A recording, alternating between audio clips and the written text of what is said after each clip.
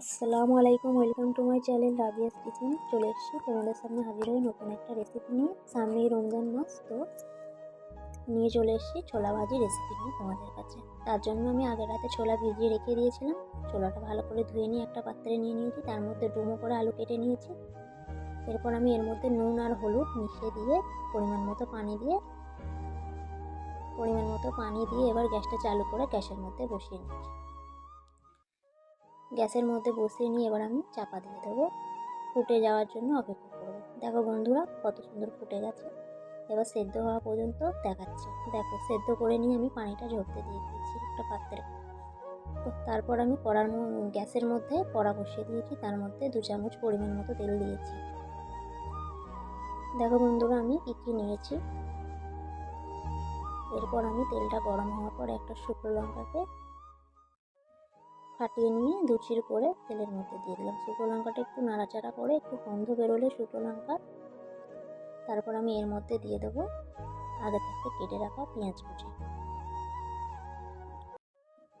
কুচিটা একটু নাড়াচাড়া করার পর আমি এর মধ্যে দিয়ে দিয়েছি কাঁচা লঙ্কা, 3-4টে কাঁচা লঙ্কা। পেঁয়াজ আর কাঁচা লঙ্কাকে ভালো করে ভেজে নেওয়ার পর 2 মিনিট মতো ভেজে নিয়েছি। তার মধ্যে এবার দিয়ে দিলাম টমেটোর কুচি এর মধ্যে দিয়ে দিলাম। এবার দিয়ে দিলাম এর মধ্যে পরিমাণ মতো নুন।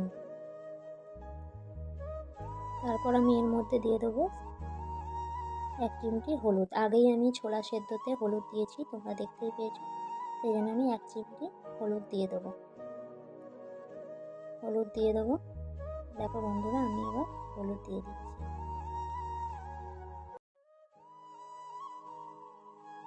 হলুদ আমি দিয়ে দিয়েছি। এবার নাড়াচাড়া করে নিয়ে এবার সব মশলাগুলো একে একে আমি 1 চিমটি পরিমাণ করে দিতে থাকবো।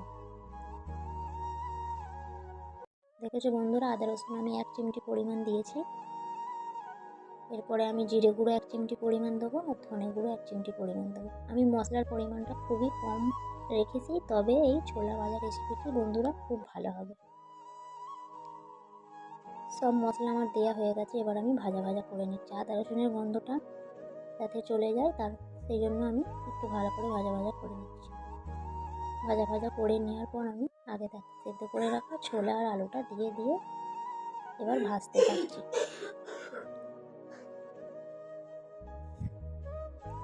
দেখো বন্ধুরা, আমি 5 মিনিট ধরে ভালো করে ভাজা করে নিয়েছি। তোমরা এই ছোলা ভাজা রেসিপিটিতে আলু দিতে পছন্দ করলে আলু দিতেও পারো, না দিতে পছন্দ করলে নাও দিতে পারো। আমি তো আলু দিয়ে করেছি।